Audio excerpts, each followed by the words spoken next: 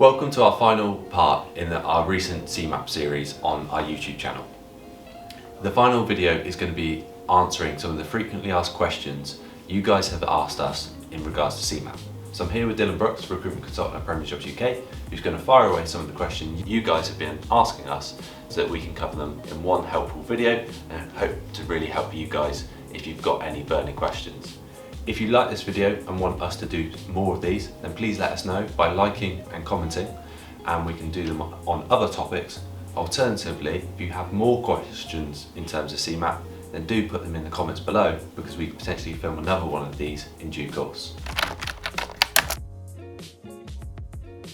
So question number one is, can you take CeMAP outside of the UK? Yes, you can. So you can see it at any Pearson VUE centre worldwide. What we'll do is put a link in there so that you can go on and check wherever there are Pearson VUE centres. There are quite a number of them in the UK, but I believe there are also ones across the world. Okay, and question two is, which CeMAP crash course should I choose? So in terms of crash course, we don't actually specifically recommend one over another, because there's a variety of different factors that go into which one is most suitable for yourself.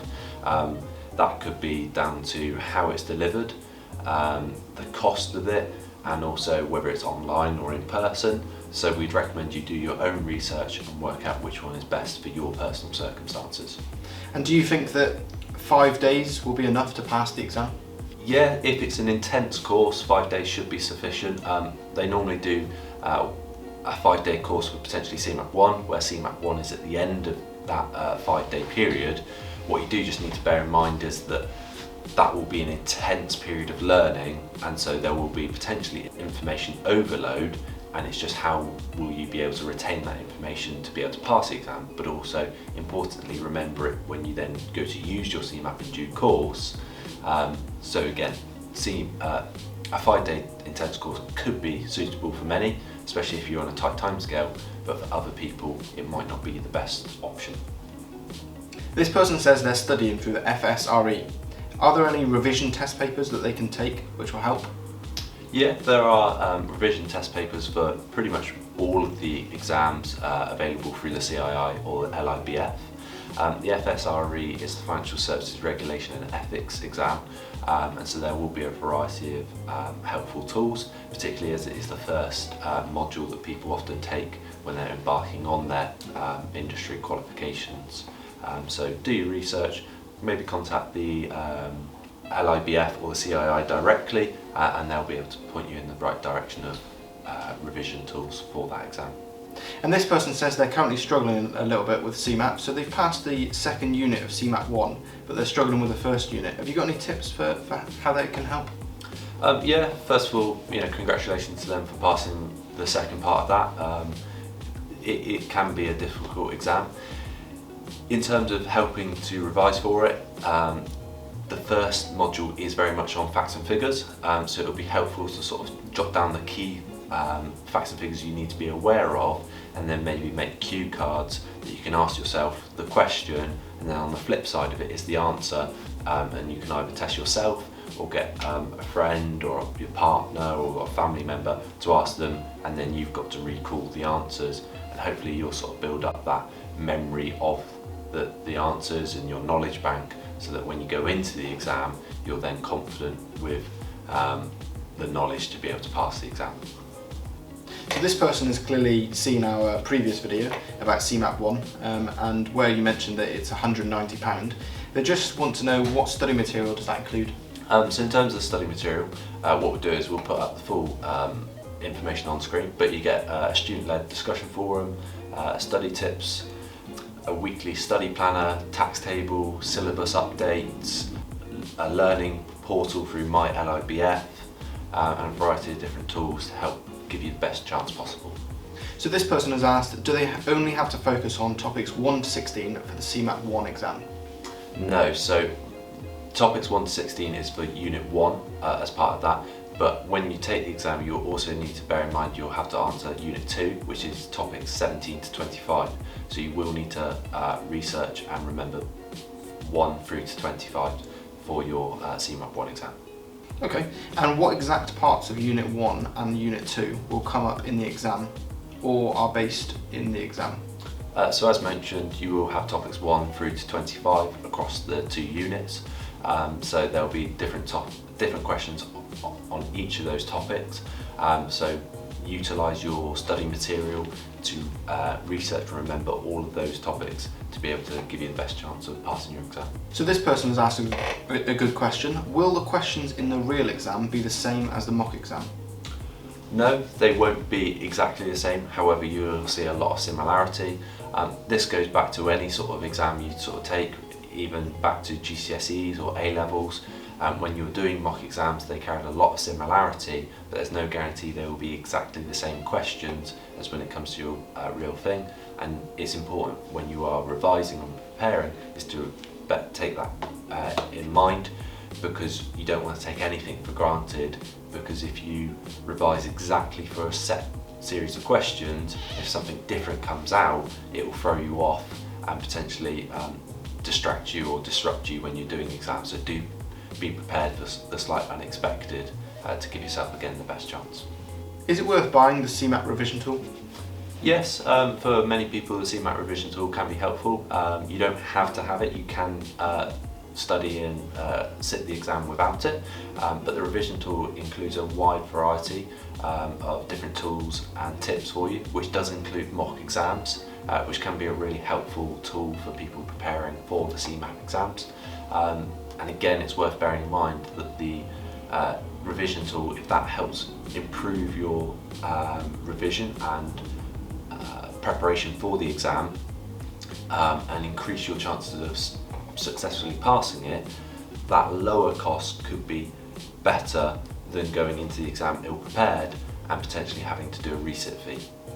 Okay, so if somebody feels like they don't need the CeMAP revision tool, are they still able to do the mock exam? Yeah, so even though the revision tool comes with the mock exams, you can purchase the mock exams separately for a lower cost if that's just something what you want and need alone. So this person has asked, with CeMAP 1, if they was to fail one unit but pass the other, do they have to retake the whole unit? No. So for example, say you start CeMAP 1, which consists of Unit 1 and Unit 2. Say you passed Unit 1 but failed Unit 2, you wouldn't have to take CeMAP 1 again as a whole. You can just focus on the one you failed, which would, in this example, would be Unit 2. And do you take all the CeMAP exams in one day? So you would take all of that units within the module you're sitting, but I wouldn't recommend you sit CeMAP 1, CeMAP 2 and CeMAP 3 all in one day, because that will be quite stressful for you and require a lot of information to remember. However, if you feel you're prepared, then you certainly can give it a go, but my personal recommendation wouldn't be to do that. So from the additional study tools from the LIBF, how many mock exams can you take? So in regards to the mock exams, you can take as many as you want. Each module typically has around 300 example questions. It's worth bearing in mind these aren't going to be the exact questions you'll see in your exam, but they will carry similarities. And if you've got 300 to practice with that you can do in any order, that's going to give you a wide scope to help you prepare. This person asks, is it better to go direct with the LIBF if they are going for the home study option or other providers? So in respect of whether to go directly with the LIBF or one of the accredited learning providers, it is down to a personal preference. There's no right or wrong answer. With the accredited learning providers, you may get that little bit of extra support, which does come with an additional cost. So if you feel you need it, then that could be a good option to go down the route of. However, if you feel confident and want to go ahead with just the LIBF, then that's absolutely fine. Again, like I said, it is really down to personal preference. My one recommendation I would provide though is go with one of their accredited learning providers, and there's a list on the LIBF's website of who is accredited, because they've been approved by the LIBF, and that will give you much more confidence that they've got the right guidance and right support to give you the best chance. And is it worth paying for the extra mock exams and online revision tools? Again, this is down to personal preference. Mock exams can be really helpful because they help put you in the right mindset of what the exam will be like, and particularly if you test yourself under exam conditions. So you could either do this in an open book exam, which is like one of your early mock exams, so that you're pulling in the answers from your study guides. However, you could also then do the mock exams again as a closed book where you do it in exam conditions, where you have no distractions, you do it to a timeline, so you can see you making sure that you are getting through it at the right pace, so that you don't end the exam early with however many questions unanswered, because that will immediately affect your scores and potentially put you under the 70% pass mark. So again, it's entirely up to you whether you feel you need the mock exams or not. This person is thinking about doing some mortgage advisor qualifications. Is it worth them doing both the CII route and the LIBF, or just one? I would recommend just focus on one. There will be a lot of similarities across both sets of qualifications from the CII and LIBF. However, you only need one set of qualifications to become mortgage qualified, so there's no real benefit in doing it with both. There might be an obscure situation where it is beneficial to replicate it with the other provider. However, this would be on a really rare basis. So I think my recommendation would be just go with whichever one you prefer and stick with that route. And where is it that we can find study material for CeMAP? So in terms of where to find additional study material, it's under additional study support on the LIBF's website. Okay, and this person has asked, could they become an independent mortgage advisor on completion of the CeMAP, or do they have to work for a company first? So in terms of this, once you obtain your full CeMAP, you've obtained the qualification in respect of mortgage advice. However, that does not immediately make you a mortgage advisor. You still need to go through an FCA appointment process, which if you apply directly to the FCA as a directly authorised firm, that could be quite lengthy, especially if you haven't been in the mortgage industry before. So my recommendation would be for you to seek out joining a firm. And this is something we have covered in depth in a specific video in regards to once you get your qualification, what is next. As a financial services recruiter, we would be well placed to help guide you either with the jobs we have available, or we're happy to just give a bit of helpful advice in respect of finding you a mortgage advisor job. If your desire is to run your own business in due course, my recommendation would be get some experience within an existing firm first, and then if your long-term goal is to run that business, there may be opportunity within that firm to sort of create your own business, or that could be part of your long-term plan. And this person is coming towards the end of their university course, and they're looking to become a mortgage advisor. They've searched a lot for CeMAP courses and information about that, but they just don't really know where to start. So can you give some advice? Yeah, so in terms of where to start, our YouTube channel does have a vast amount of videos on CeMAP, and then also that links through to our website where we've got the blogs as well on the same topic. So if you prefer reading, then utilise our blogs. There is a huge amount of other resources out there online that you can research. It depends what that person's individual goals are. So if it's to become a mortgage advisor, it might be beneficial to start looking at getting a role within the mortgage industry so it builds up the right experience. And that's something we may be able to help with as a business by helping place them in as either an administrator or trainee mortgage advisor, so that they can start building the experience whilst also studying for the CeMAP exams alongside that. So this person has asked, after getting their CeMAP qualification, what are their chances of securing a job, even a trainee role? So firstly, congratulations to that individual for obtaining their CeMAP. That definitely increases their chances of obtaining a role within the mortgage industry, because it can be a desirable qualification for mortgage firms to be looking for, because it shows you've got a foundation knowledge of the mortgage industry. In terms of a trainee role, some firms will be looking for that as part of their criteria for you to be CeMAP qualified, so that will help put you above other candidates applying for that role who don't have the CeMAP qualification.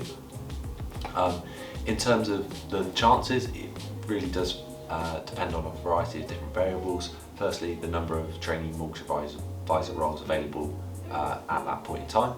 Also then on your location, your salary requirements, and then also how competitive that role is with other people applying.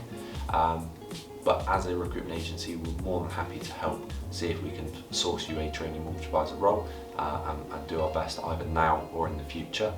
So feel free to get in touch if you're in a similar position, and then we can see what roles are available. And finally, this person has asked, if they have done their DipFA, would they still need to do Unit 1? So in regards to that, it's unlikely you would need to do Unit 1 because DipFA does cover the FSRE part of it, which is included within CeMAP 1. But my recommendation would be for you to contact the LIBF directly just to get that complete clarity on it, and it most likely would be that you'd need to provide them proof of your DipFA to be able to be awarded that exemption. So many thanks for watching our Q&A on CeMAP. Hopefully you found this useful. Like I said at the start, if you've got any further questions, feel free to drop them in the comment box below and we will answer them as soon as we can, but we also may do another video like this. Also, as this is the first style video we've done like this, feel free to drop your comments below if you have any recommendations or if you'd like us to do more of them, as we could do them potentially on CF6 for the CII's mortgage qualification, also on the diploma qualifications for financial advisors, and then maybe other topics as well. So yeah, please make sure you like and subscribe, and feel free to get in contact if you are looking for a job as well.